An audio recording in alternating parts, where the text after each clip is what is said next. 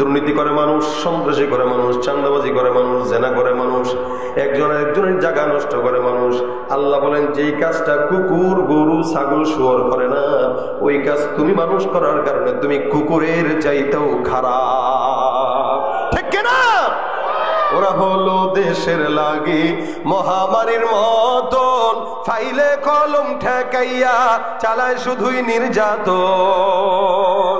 ওরা হলো দেশের লাগি মহামারীর মতন, ফাইলে কলম ঠেকাইয়া চালায় শুধুই নির্যাতন। ঘুষের টাকায় ওদের বুড়ি, ঘুষের টাকায় ওদের বুড়ি করে যে টান টান। ওরা শিক্ষিত শয়তান, ওরা শিক্ষিত শয়তান। ঠিক না? আওয়াজ দিয়া, ওরা শিক্ষিত শয়তান, ওরা শিক্ষিত শয়তান। দুর্নীতির ওই আখড়ায় বসে, দুর্নীতির ওই আখড়ায় বসে জাহির করে জ্ঞান, কলম দিয়ে কামায় টাকা, ধরে সাধুর ভান। ওরা শিক্ষিত শয়তান, ওরা শিক্ষিত শয়তান, ওরা শিক্ষিত শয়তান, ওরা শিক্ষিত শয়তান। পীরগিরিয়ার মাজার পূজা চলছে দেশটা জুড়িয়া, শিরকি আর ভণ্ডামিতে দেশটা গেছে ভরিয়া। গাজার কলগিটান মারিয়া, গাজার কলগিটান মারিয়া দেখায় খাজার শান। ওরা শিক্ষিত শয়তান, ওরা শিক্ষিত শয়তান। রাগ করতেছেন ভাই আপনারা? কেউ কেউ মনে হয় করতেছেন একটু একটু। হ্যাঁ, যেখানে যাই ভেজালেতে ভরে গেছে দেশটায়, ব্যবসায়ীরাও রাতারাতি কালো টাকায় হাত রাঙায়। ডিমের দাম বাড়ছে না? আরে মুরগি যদি জানতো যেটা ফ্রি পারি, পাড়া বন্ধ করে দিত। মুরগি পারে ফ্রি, আর আমরা করি রাজনীতি। আগে তো তাও মানুষ এটা ডিম ভাজি করে একটু দুঃখের ঠেলায় খাইতো আর কি, তরকারি না থাকলে। সেটাও তো সম্ভব হচ্ছে না। গরিবের খানা হলো ডাল, শাক, এই আলু টালু, এগুলোই তো নাকি। এগুলাও যদি আকাশ সমপরিমাণ দাম হয়, এগুলো দাম বাড়াইছে কে? কুত্তায় না মানুষ? ওরা শিক্ষিত শয়তান, ওরা কথা কয় না। ওরা কি? এই জন্য আমার আল্লাহ পাক ডাক দিয়া বলেন উলাইকা কাল আনআমি বাল হুম আযাল।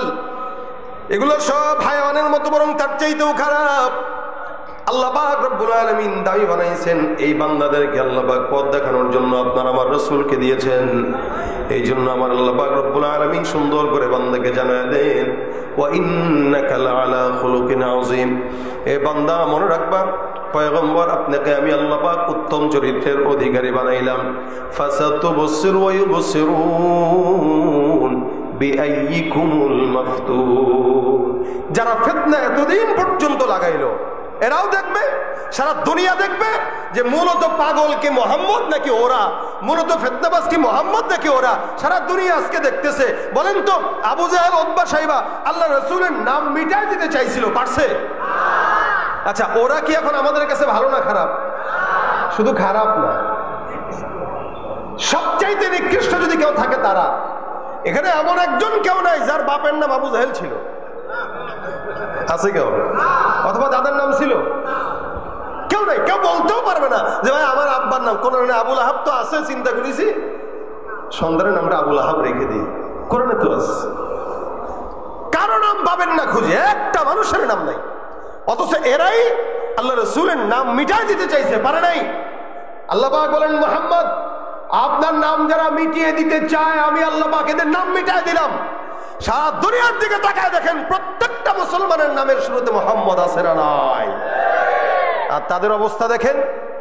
মক্কায় যাবেন, হাজী সাহেবরা আগে ঢুকেই খুঁজে আবু জাহেলের বাসা কোনটা, একটু আগে নি। আসলেই আমার গত রমজানের আগের রমজানে একজনের সাথে দেখা, মুরব্বী একটা, খুব দৌড়ে দৌড়ে আসতেছে। আমার দেখে বুঝছে কি আবু জাহেলের বাড়ি কোনটা, কোন দিকে। আমি কাকা বাড়ি তো নাই, কও যেটা আছে ওটাই। আমি কি করবেন, কে দিয়ে যাচ্ছেন? আরে বাবা, বহুক্ষণ ধরে এটা চাপিয়ে রেখেছি। ও আর কতক্ষণ দিকে? তার মানে সে আবু জাহেলের বাড়িতে একটু ছাড়তে যাচ্ছে আর কি। আল্লাহ পাক আপনাদেরকেও ছাড়ার তৌফিক দিক। তোর বাসা তো যেটা ছিল ওই জায়গায় এখন হাজী সাহেবদের জন্য বাথরুম বানায় রাখছে। হাজী সাহেবরা মনের সুখে সেখানে পটি করে। তা আপনারাও নিয়ত করবেন না আল্লাহ একটু আমাদেরকেও তৌফিক দিও। তো ওখানে যাওয়া মানে তো আল্লাহর ঘর দেখা, ঠিক না? ও চাইছে মিটায় দিতে, পারে নাই। যার নাম মিটায় দিতে চাইছে তার নাম সারা বিশ্বের প্রত্যেকটা মানুষের ঘরে ঘরে। নামের শুরুতেই মোহাম্মদ আছে কিনা নাই? মোহাম্মদ নাম যার থাকে আল্লাহ রাসূলের নামের বরকতেই তাকে মাফ করে দিবেন ইনশাআল্লাহ, এবং তার নামের বরকতে তার ঘরে বরকত দিয়ে দিবে আল্লাহ পাক রব্বুল আলামিন। এটা হলো আমার পয়গম্বর। হে মুসলমান, সে নবীর উম্মত আমরা হইলাম, দামি না কম দামি বলেন তো? এত দামি উম্মত পয়গম্বর সাল্লাল্লাহু আলাইহি ওয়াসাল্লামের দামের কারণে আল্লাহ পাক রব্বুল আলামিন আমাদেরকে এত সম্মানিত করেছেন। জান্নাতে যখন যাবে, আমরা জান্নাতে ঢোকার আগে অন্য কোন নবীর উম্মত জান্নাতে ঢুকবে না। সুবহানাল্লাহ ওয়া বিহামদিহি। আমরা এই যে সুবহানাল্লাহ 2-4 জন বলছেন, বাকিরা বলেন না, জোরে বলেন সুবহানাল্লাহ। পিছনের ভাইরা বলেন সুবহানাল্লাহ। এই যে বললেন যে আপনাদের বিশ্বাস হবে কিনা জানি না, একবার সুবহানাল্লাহ বলছেন তো জান্নাতে একটা গাছ লেগে গেছে। রাসূল সাল্লাল্লাহু আলাইহি ওয়াসাল্লাম বলেন ইন্না ফিল জান্নাতি লা শাজারা। কেউ যদি সুবহানাল্লাহর আওয়াজ একবার দেয়, আল্লাহ পাক রব্বুল আলামিন তার জান্নাতে একটা গাছ লাগায় দিবেন। যারা যারা বলছেন একটা গাছ লেগে গেছে, এখন যারা বলছেন আরেকটা লাগছে, আবার আরেকটা লাগছে। সুবহানাল্লাহ।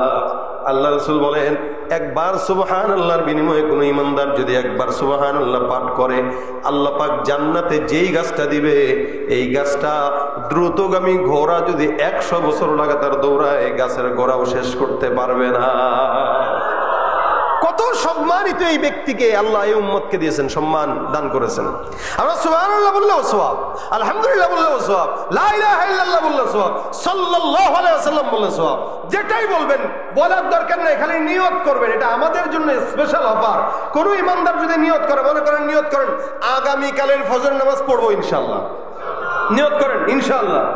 এই যে নিয়তটা করছেন, তা আল্লাহ রাসূল বলেন কাতাবাল্লাহু লাহু হাসানাতান কামিলা, আমলনামায় একটা পূর্ণ নেকি লেখা হয়ে গেছে।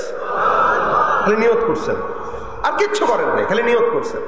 আর গুনাহের নিয়ত করবেন, নবী বলেন না করা পর্যন্ত গুনাহ লেখা হবে না। করার পরেও গুনাহ লেখা হয় না।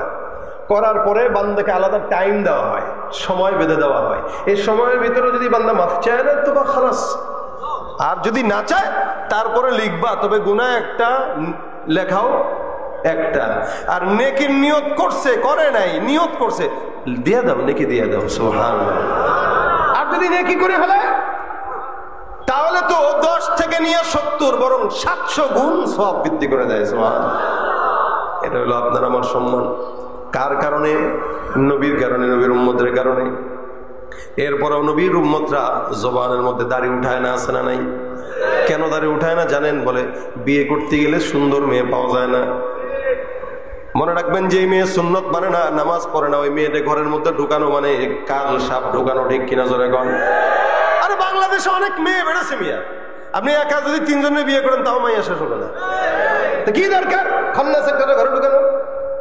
যেই মেয়ে ইসলাম পছন্দ করে, দাড়ি পছন্দ করে, সুন্নাহ পছন্দ করে, এমন মেয়েকে বিবি বানাবেন, ঘরও জান্নাত, দুনিয়া জান্নাত, আখিরাতও জান্নাত। আল্লাহ পাক জ্ঞান দিয়েছেন লিতাসকুনু ইলাইহা, যাতে শান্তি পাই। এই কারণে তো বিয়ের জন্য আল্লাহ পাক দিয়েছেন।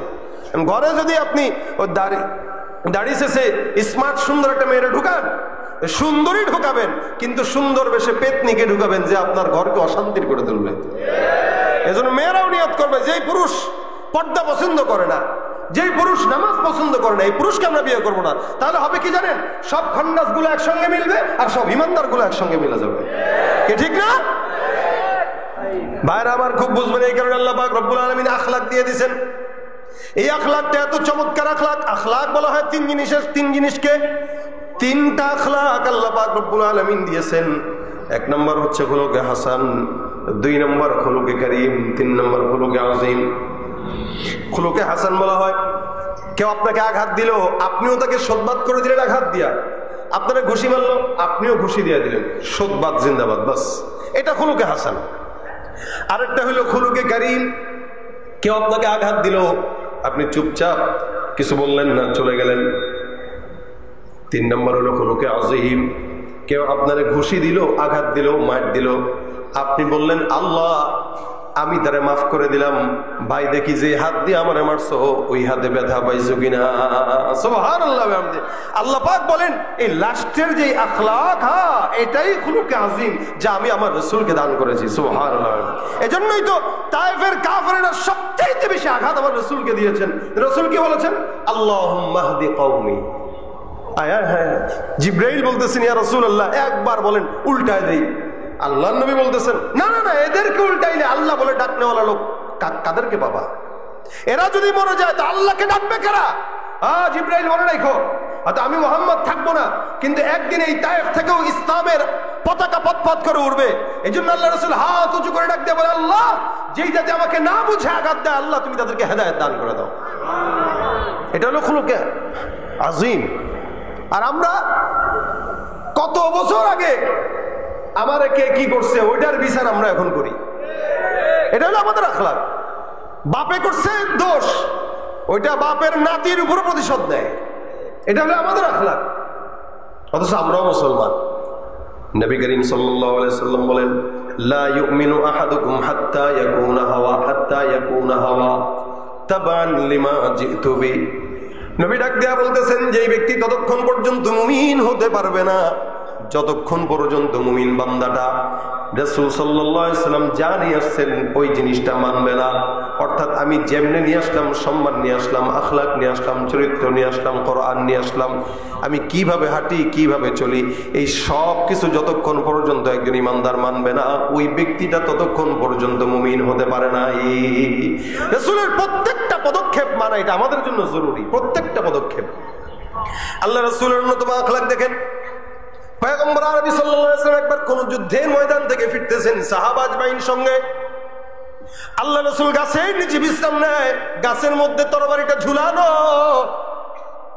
সাহাবীরাও বিশ্রাম নিতেছেন। দূর থেকে একজন কাফের দূর থেকে পয়গম্বরকে দেখলো আর চিন্তা করলো যে মুহাম্মদ রে পাওয়া গেছে, বহুদিন পর্যন্ত মুহাম্মদের দেখা পাই না, আজকে পাইলাম, সুযোগ পাইলাম, যেহেতু মুহাম্মদরে মারতে পারলে এরকম এরকম ইনাম আছে। তরবারিটা নিয়ে আল্লাহ রাসূলের বুক মোবারকের উপরে চেপে বসছে।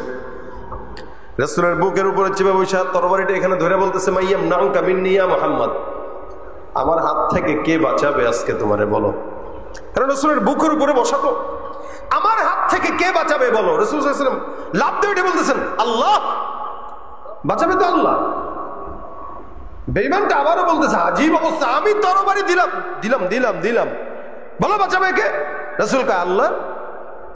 আরে কিরে, আমি তরবারি ধরে রাখলাম, আমি উপরে বসে রইলাম, দিলেই মরে যাবে, আরে বলতেছে আল্লাহ।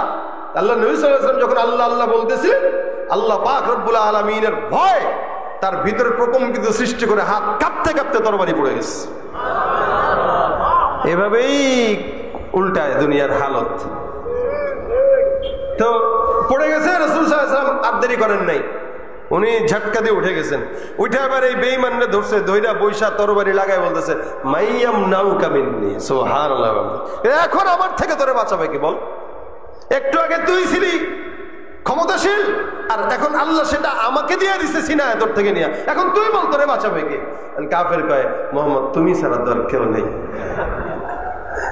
রাসূল সাল্লাল্লাহু আলাইহি ওয়াসাল্লামের এই দৃশ্য সাহাবারা দেখতেছেন আর বলতেছেন, দানি ইয়া রাসূলুল্লাহ, হুজুর একটু সুযোগ দেন না, এটা এখানেই শেষ করি। রাসূল বলেন, না, আখলাক এমন একটা জিনিস যেটা তরবারি দিয়েও পাওয়া যায় না। আখলাক দেখায় দাও, কাফের বেঈমানরা অটোমেটিক ইসলামের ছায়াতলে ঢুকে যাবে। সুবহানাল্লাহ। এটা ছিল রাসূলের আখলাক। আমরা তো কি করি জানেন? রাসূলের দাওয়াতি সিস্টেম ছিল আখলাক অন্যতম। তরবারি কখন ছিল? যখন পারে নাই, পিঠ দেয়ালে ঠেকে গেছে, তখন ইসলাম বলে এবার জিহাদ করো, এবার কাফেরদের ঘাঁটি ভাঙো।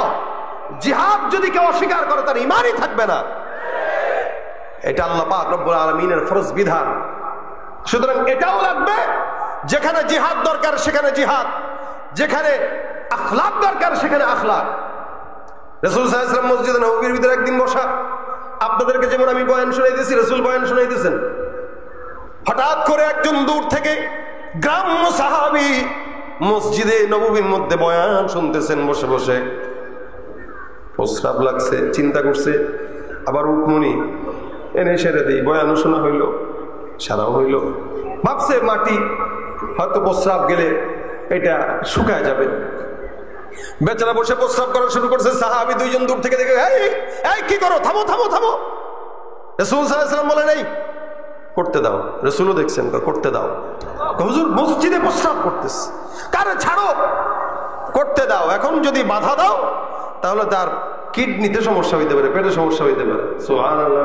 দেখেন, নবী করিম তাবিবে উম্মত ছিলেন, নবী করিম খতিবে উম্মত ছিলেন, নবী করিম আদিবে উম্মত ছিলেন।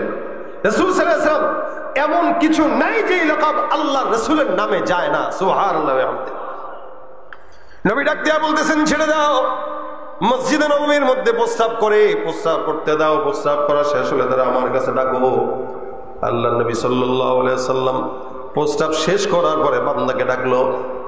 নবী আমার ডাক দিয়া বলে, সাহাবা আজমাইনের দল, তা সুন্দর করে বালতি দিয়ে পানি এনে মসজিদটাকে একটু ধুয়ে দাও। আর এই সাহাবীকে ডাক দিয়া বলে, সাহাবী, আল্লাহর ঘর মসজিদের মধ্যে প্রস্রাব করতে হয় না, এটা পবিত্রতার খেলাফ। রাসূল সাল্লাল্লাহু আলাইহি ওয়াসাল্লাম মাথার মধ্যে হাত বুলায় সুন্দর করে বুঝাই দিলেন। আল্লাহর নবী বুঝাইলেন, সাহাবী বুঝলেন, সাহাবা একরাম মসজিদটাকে সুন্দর করে পরিচ্ছন্ন করে দিলেন। এ মুসলমান, এই কাহিনী দেখার পর ওই সাহাবী গ্রাম্য যিনি আসছেন, উনি আল্লাহর কাছে হাত তুলে বলে, আল্লাহুম্মা আরহামনি ওয়ারহাম মুহাম্মাদা ওয়ালা তারহাম মা'না আহাদা।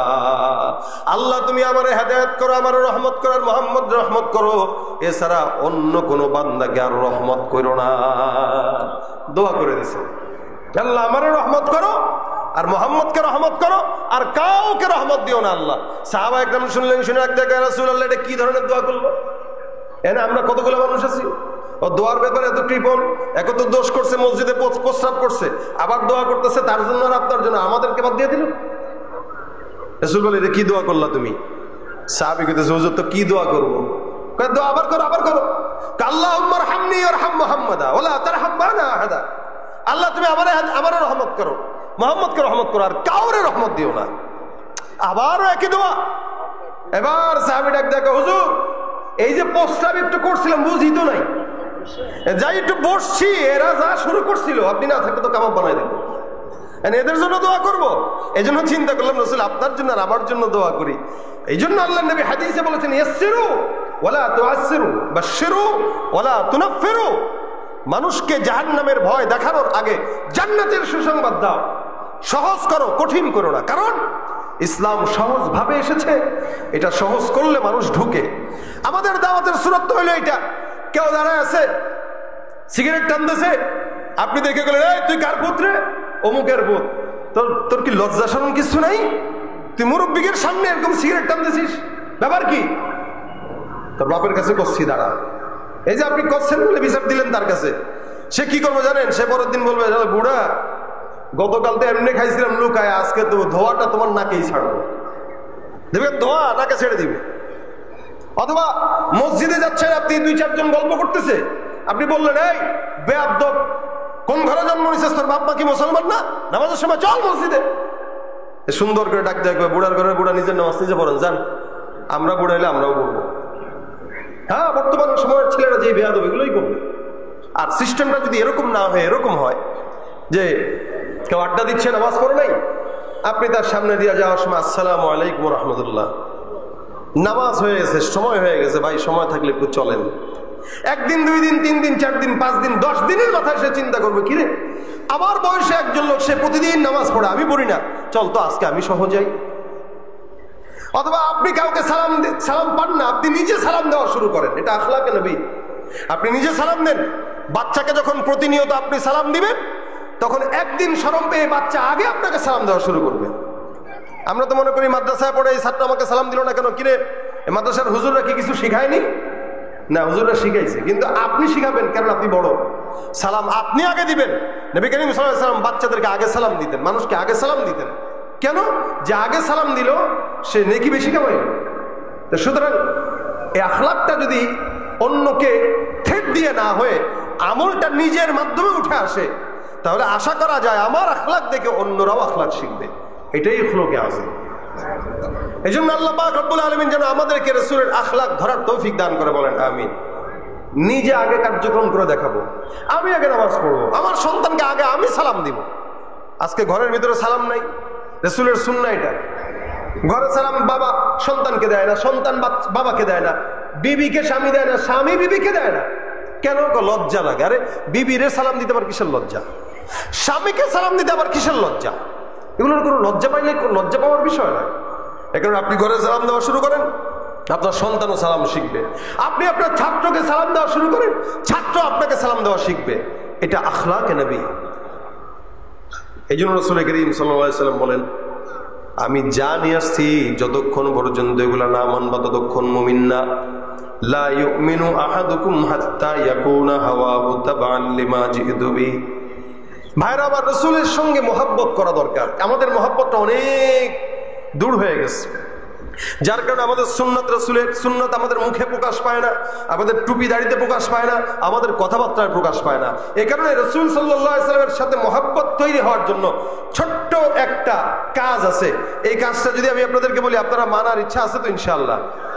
আগে আমার জন্য দোয়া করবেন যেন আল্লাহ পাক আগে আমার ভিতরে দেয়, তারপরে আপনাদেরকে দেয়। বলেন আমিন। এক কি এটা? কেউ যদি নবীর সাথে মহব্বত তৈরি করতে চান, জুড়তে চান, সবচাইতে বড় একটা আমল আছে। সেটা কি? রাসূল সাল্লাল্লাহু আলাইহি ওয়াসাল্লামের উপরে দুরুদের আমল। আল্লাহর নবী বলেন, মান সাল্লা আলাইয়া সালাতান ওয়াহিদা সাল্লাল্লাহু আলাইহি আশারা। কেউ যদি একবার দুরুদ পাঠ করে আমার উপরে, আল্লাহ পাক তার উপরে 10 বার রহমত নাযিল করে দিবেন। আপনি পড়বেন একবার, আল্লাহ দিবে কয়বার? 10 বার।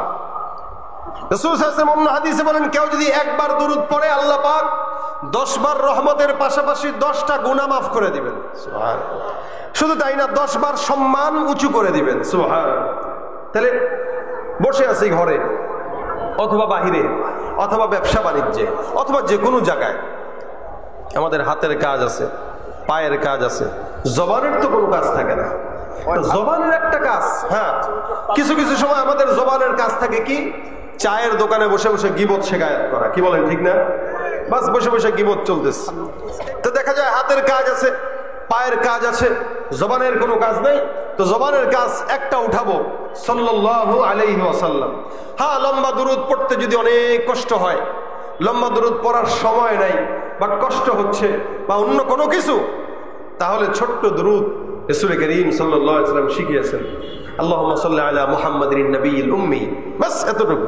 এটাও যদি না পারেন, সাল্লাল্লাহু আলাইহি ওয়াসাল্লাম।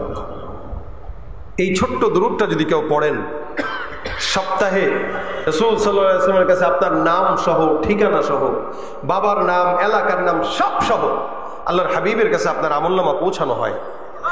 যখন আল্লাহর হাবিবের কাছে আপনার আমলনামা পৌঁছানো হবে, এখানে লেখা থাকবে আব্দুর রহমানের ছেলে আব্দুল্লাহ, যশোর মন্ডল পাড়া থেকে এই জায়গায় রাসূলের কাছে 100 বার দুরুদের আমল পৌঁছাইছেন। আচ্ছা বলেন তো, সপ্তাহে একদিন যদি আপনাদের এলাকার কেউ আমার সাথে ফোনে যোগাযোগ করে, আমি কি তাকে চিনবো কি চিনবো না? চিনবো। কেন? যে সপ্তাহে সে একদিন না একদিন আমার সাথে কথা বলে। আপনি যদি প্রতিদিন রাসূলকে 100 বার দুরূদ শরীফ পড়েন বা 200 বার দুরূদ শরীফ পড়েন, তো রাসূলও তো আপনাকে চিনবে। কবরে যাইতে দেরি, আল্লাহ নবী সাল্লাল্লাহু আলাইহি ওয়াসাল্লাম বলেন, আমার জান্নাতের পাশে আমি তাকে টান দিয়া বসায় দেব। আউলান নাস বি ইয়াউমাল কিয়ামা আকসারুহুম আলাইয়া সালাহ। নবী করিম সাল্লাল্লাহু আলাইহি ওয়াসাল্লাম বলেন, জান্নাতে আমার পাশের ঘরে থাকবে, আমার পাশে, আমি যেই ঘরে থাকবো, নবী বলেন আমার পাশের ঘরে জান্নাতে ওই ব্যক্তি থাকবে যে দুনিয়াতে আমার উপরে বেশি বেশি দুরূদ পড়বে। রাসূলের উপরে যে বেশি যত দুরূদ পড়বে, ওই ব্যক্তি তত রাসূলের পাশে জান্নাতে থাকবে। আমরা কারা কারা রাসূলের সাথে জান্নাতে থাকতে চাই? আল্লাহ তুমি কবুল করো, জোরে বলেন আমিন। আমাদের এই যে হাত তোলাটা, এই হাত তোলার বরকতে যেন আল্লাহ পাক আমাদেরকে রাখে রাসূলের সাথে। এখন যেহেতু হাত তুলে ফেলছেন, চান আপনারা সবাই, এটা আপনাদের নিয়ত।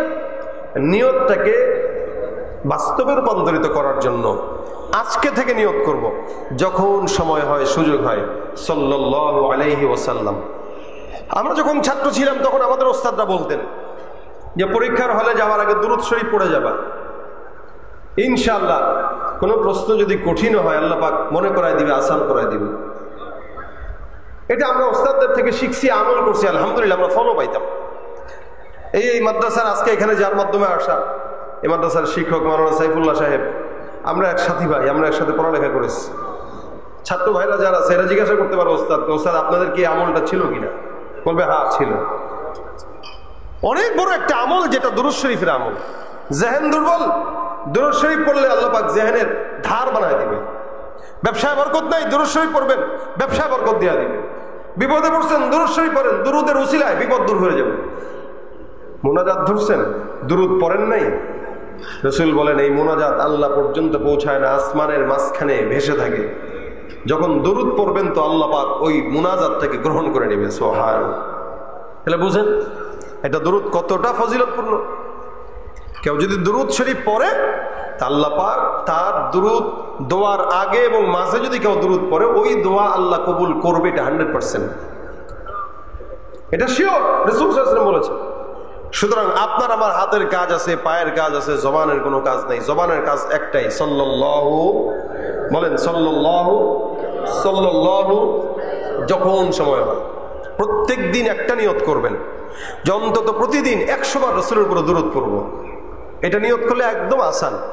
আপনি ফজরের নামাজের পরে যদি 20 বার পড়েন, জোহরের নামাজের পরে যদি 20 বার পড়েন, আসরের পরে যদি 20 বার পড়েন, মাগরিবের পরে যদি 20 বার পড়েন, এশার পরে যদি 20 বার পড়েন, এই 20 বার করে 100 বার হয়ে গেছে। দেখবেন অনেক সহজও হবে, রাসূল সাল্লাল্লাহু আলাইহি ওয়াসাল্লামের শানে মহব্বতও তৈরি হবে। এমনকি কেউ বেশি বেশি দুরূদ পড়লে আল্লাহ রাসূলকে স্বপ্নে দেখায় দিবে ইনশাআল্লাহ। আর কোন চোখ যদি রাসূলকে স্বপ্ন দেখে আশা করা যায় ওই চোখ জাহান্নামে যাবে না ইনশাআল্লাহ।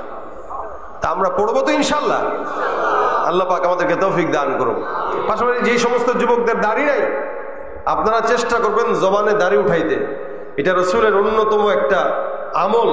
আমরা সুন্নত মনে করলেও এটা সুন্নত না, এটা ওয়াজিব আমল। দাড়ি রাখা এটা কি ওয়াজিব আমল। ওয়াজিব তরক করার গুনাহ 24 ঘন্টা হয়, কারণ আপনি 24 ঘন্টাই দাড়ি কামায় রাখছেন। এমন না যে এখন একটু উঠলো আবার রাত্রেবেলা কেটে ফেলছেন, আবার সকালবেলা উঠছে রাত্রে কেটে ফেলছেন, এরকম তো না। দাড়ি কাটছেন মানে কাটছেন, আপনার দাড়ি নাই। এই দাড়ি না থাকার কারণে 24টা ঘন্টা ওয়াজিব তরক করার গুনাহ আপনার আমলনামায় লেখা হচ্ছে। আপনি নামাজও পড়তেছেন, গুনাহও লেখা হচ্ছে। ফায়দা কি? এই জন্য হার টাইম রাসূল সাল্লাল্লাহু আলাইহি ওয়াসাল্লামের উপর দুরূদ পড়ার চেষ্টা করব এবং জবানে দাড়ি উঠাবো। যতটুকু সুন্নত মানা, মেসওয়াক করা, বেশি বেশি সুন্নত মানা, এই কাজগুলো করার চেষ্টা করব। আল্লাহ পাক যেন আমাদেরকে রাসূলের পাশের জান্নাত দান করে, বলেন আমিন। যদি এগুলো করতে পারি ইনশাআল্লাহ আল্লাহ পাক দিবেন। পাশাপাশি এই ঘরটা আল্লাহ রাসূলের ঘর। আমরা বিশ্বাস করি এই ঘরের সাথে মদিনাওয়ালার রওজার সাথে একটা নূরের কানেকশন আছে। বিশ্বাস আপনাদের হয় কিনা জানি না, কারণ এটা রাসূলের ঘর। এখানে আল্লাহ রাসূলের দ্বীন শিক্ষা দেওয়া হয়, কোরআন শিক্ষা দেওয়া হয়। মসজিদ আল্লাহর ঘর, এটা আল্লাহ রাসূলের ঘর। সুতরাং এই ঘরে আপনার সন্তানরা পড়ে। আমরা অনেক সময় সমাজের ভিতরে আমাদের মা বাবার নামে দান সৎকা করি। 1000 টাকা দিলাম যেন মায়ের কবরে সুখ পৌঁছায়, সওয়াব পৌঁছায়। বাবার জন্য দেন, বাবার কবরে যেন সওয়াব পৌঁছায়। আপনারা তো অনেক সময় দেন এগুলা, কিন্তু কোনোদিন কি রাসূল সাল্লাল্লাহু আলাইহি ওয়াসাল্লামের জন্য দিছেন? দেন নাই, মাথায় আসে নাই। আজকে এই মাদ্রাসার জন্য আপনারা দান করবেন রাসূলের নামে, যে আমি এই টাকাটা দিলাম রাসূল সাল্লাল্লাহু আলাইহি ওয়াসাল্লামের রওজায় যেন এটা সওয়াব পৌঁছায় যায়, রাসূলের কবরে সওয়াব পৌঁছানোর জন্য আমি এটা দিলাম। বাবার নামে দিয়েছেন, বাবার জন্য দিয়েছেন, মায়ের জন্য দিয়েছেন, রাসূলের জন্য দিবেন ইনশাআল্লাহ। যেহেতু রাসূল সাল্লাল্লাহু আলাইহি ওয়াসাল্লামের শানে আলোচনা শুনলাম, আল্লাহ যেন রাসূলের খাঁটি উম্মত বানায় দেয়, বলেন আমিন। আর যদি রাসূলের কবরে কিছু পৌঁছাইতে চান, আমি এরকম কিছু ভাই দেখতে চাই। এই প্রতিষ্ঠান আপনাদের, এই জায়গা আপনাদের, এই মাদ্রাসা আপনাদের, এই মাদ্রাসার ছেলেরা পরে যারা, এরাও আপনাদের। সুতরাং দান সৎকা আপনাদেরই করতে হবে। তবে মাসের শেষ, আপনাদের ইমানের পরীক্ষা চলতেছে, আজকেই যে দিবেন বিষয়টা এরকম না। আমি এরকম কিছু ভাই দেখতে চাই যারা আজকের এই মাদ্রাসার জন্য কিছু কিছু টাকা দান করবেন।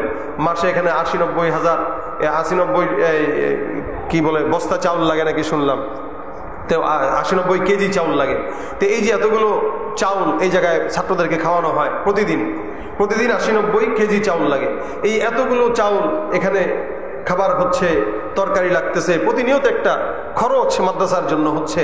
বাজার দম যেইভাবে বাড়তেছে, এখানে আপনাদের 10 জনের দান যদি থাকে, একটা এতিম মানুষ খাইলো, একটা গরিব ছেলে খাইলো, আপনি মারা গেলেন অথবা ওই ছেলে মারা গেল, ওই ছেলে যাকে পড়াইছে, ও যাকে পড়াইছে, এভাবে কিয়ামত পর্যন্ত যত খেদমত চলবে, প্রত্যেকটা খেদমতের একটা অংশ আল্লাহ পাক আপনার আমলনামায় দিবে ইনশাআল্লাহ। এই জন্য দেখতে চাই প্রথম কে ব্যক্তিটা আছেন রাসূলের রওজায় সওয়াব পৌঁছানোর নিয়তে, ইনশাআল্লাহ এই জায়গায় মাদ্রাসার জন্য 1000 টাকা দিবেন বা 1 বস্তা চাউল দিবেন। সংক্ষেপে আসলে আমি কালেকশনের হালত জানিও না, ঠিক তেমন ভাবে বলতেও পারি না। বাকি আমাকে একটু অনুরোধ করা হয়েছে যে কালেকশনের জন্য আপনাদের কাছে কিছু বলতে। আপনারা অনেকে আছেন যারা দান সৎকা করেন, এরকম কিছু ভাই দেখতে চাই। কে আছেন? কি আনাস? মাশাআল্লাহ, আল্লাহ পাক ইলম দান করুক, আলেম বানাক, জোরে বলেন আমিন।